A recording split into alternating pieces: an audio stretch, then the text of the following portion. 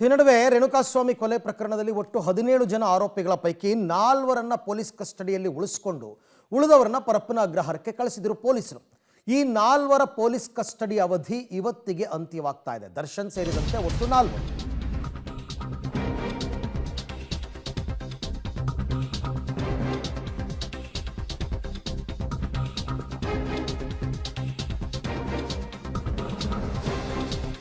So D ಗ್ಯಾಂಗ್ನಿಂದ Renukaswamy ಕೊಲೆ ಪ್ರಕರಣ ಇವತ್ತು 4 ಆರೋಪಿಗಳಿಗೆ ಜೈಲು ಫಿಕ್ಸ್ ಅಂತ ಹೇಳ್ತಾ ಇದ್ದಾರೆ.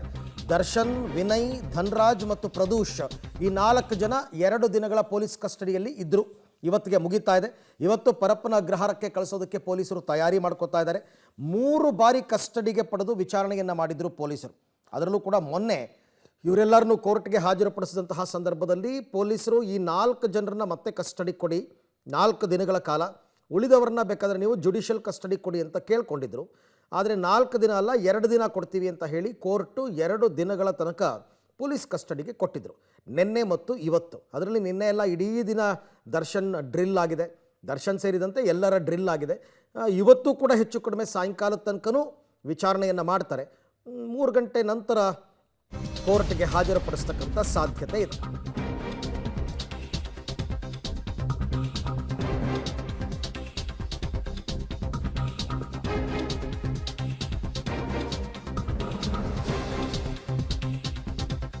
ಆರೋಪಿ ದರ್ಶನ್ ಸೇರಿದಂತೆ ಇನ್ನುಳಿದವರೆಗೂ ಕೂಡ ಜೈಲೂಟ ಇವತ್ತಿಂದ ಫಿಕ್ಸ್ ಆಗುತ್ತಾ ಅಂತ ಮಧ್ಯಾಹ್ನ 3 ಗಂಟೆ ನಂತರ ಕೋರ್ಟ್ಗೆ ಕರ್ಕೊಂಡು ಹೋಗೋದಕ್ಕೆ ಸಿದ್ಧತೆಯನ್ನು ಮಾಡ್ಕೋತಾ ಇದ್ದಾರೆ ಪೊಲೀಸರು.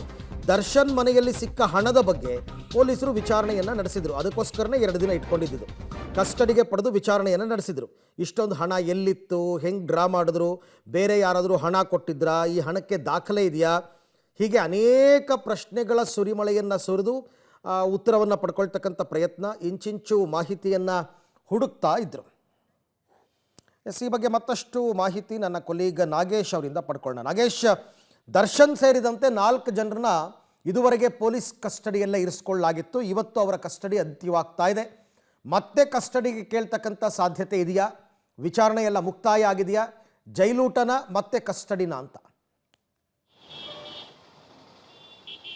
ಅರವಿಂದ್, ರೇಣುಕಾಸ್ವಾಮಿ ಕೊಲೆ ಕೇಸಲ್ಲಿ ಬಂಧನವಾಗಿದ್ದಂಥ ಒಟ್ಟು 17 ಆರೋಪಿಗಳಲ್ಲಿ 13 ಆರೋಪಿಗಳನ್ನು ಜೈಲಿಗೆ ಕಳಿಸಿರುವಂಥದ್ದು. ಇನ್ನುಳಿದ 4 ಆರೋಪಿಗಳಂದರೆ ದರ್ಶನ್, ವಿನಯ್, ಪ್ರದೋಷ್ ಮತ್ತು ಧನ್ರಾಜನ್ನ ಆರೋಪಿಗಳನ್ನು 2 ದಿನಗಳ ಕಾಲ 3ನೇ ಬಾರಿ ಕಸ್ಟಡಿಗೆ ಪಡೆದಿದ್ದಂಥ ಪೊಲೀಸರು 2 ದಿನಗಳಿಂದ ನಿರಂತರವಾಗಿ ತನಿಖೆಯನ್ನು ಮಾಡಿರುವಂಥದ್ದು. ಬಹಳ ಪ್ರಮುಖವಾಗಿ ಈ 4 ಆರೋಪಿಗಳನ್ನು ಮತ್ತೆ 3ನೇ ಬಾರಿ ಕಸ್ಟಡಿಗೆ ಪಡೆಯಲು ಕಾರಣಗಳನ್ನು ಕೊಟ್ಟಿದ್ದರು ತನಿಖಾಧಿಕಾರಿಗಳು. ಈ ಆರೋಪಿಗಳು ಹಣವನ್ನು ಕೊಲೆ ಸಂದರ್ಭದಲ್ಲಿ ಸುಮಾರು 40 ಲಕ್ಷದಷ್ಟು ಹಣ ವಹಿವಾಟು ಆಗಿದೆ. ಆ ಹಣದ ಬಗ್ಗೆ ಯಾವುದೇ ರೀತಿಯ ಮಾಹಿತಿಗಳನ್ನು ಆರೋಪಿಗಳು ನೀಡ್ತಿಲ್ಲ ಅನ್ನುವಂಥ ಕಾರಣವನ್ನು ನೀಡಿ ಈ ಆರೋಪಿಗಳಿಗೆ, ನಟ ದರ್ಶನ್ ಸೇರಿದಂತೆ 4 ಜನ ಆರೋಪಿಗಳಿಗೆ 3ನೇ ಬಾರಿ ಕಸ್ಟಡಿಗೆ ಪಡೆದುಕೊಂಡಿದ್ರು. ಆರೋಪಿಗಳ ಕಸ್ಟಡಿ ಇವತ್ತು ಅಂತ್ಯವಾಗಿರುವಂಥದ್ದು. ಈಗಾಗಲೇ 40 ಲಕ್ಷ ಹಣದ ಬಗ್ಗೆ ಪೊಲೀಸರು ಸಂಪೂರ್ಣವಾದ ಮಾಹಿತಿಯನ್ನು ಕಲೆ ಹಾಕಿಕೊಂಡಿದ್ದಾರೆ ಅನ್ನುವಂಥ ಮಾಹಿತಿ ಈಗ ಸದ್ಯಕ್ಕೆ ಲಭ್ಯವಾಗಿರುವಂಥದ್ದು. ಆರೋಪಿಗಳು ದರ್ಶನ್ ಅವರ ಸ್ನೇಹಿತ ಮೋಹನ್ ರಾಜ್ ಎಂಬ ವ್ಯಕ್ತಿಯಿಂದ ಈ ಒಂದು ಹಣವನ್ನು ಕಲೆ ಹಾಕಿದ್ರು ಅನ್ನುವಂಥದ್ರ ಬಗ್ಗೆ ಮಾಹಿತಿಯನ್ನು ಕಲೆ ಹಾಕಿಕೊಂಡಿದ್ದಾರೆ ಅನ್ನುವಂಥದ್ದು ಈಗ ಸದ್ಯಕ್ಕೆ ಇರುವಂಥದ್ದು ಮಾಹಿತಿ. ಆದರೆ ಆರೋಪಿಗಳ ಕಸ್ಟಡಿ ಇವತ್ತು ಅಂತ್ಯವಾಗಿರೋದ್ರಿಂದ 3 ಗಂಟೆಯ ನಂತರ ದರ್ಶನ್ ಜೊತೆ ಇರುವಂಥ 4 ಆರೋಪಿಗಳನ್ನು ಕೂಡ ಕೋರ್ಟ್ಗೆ ಹಾಜರುಪಡಿಸಲಾಗುತ್ತೆ.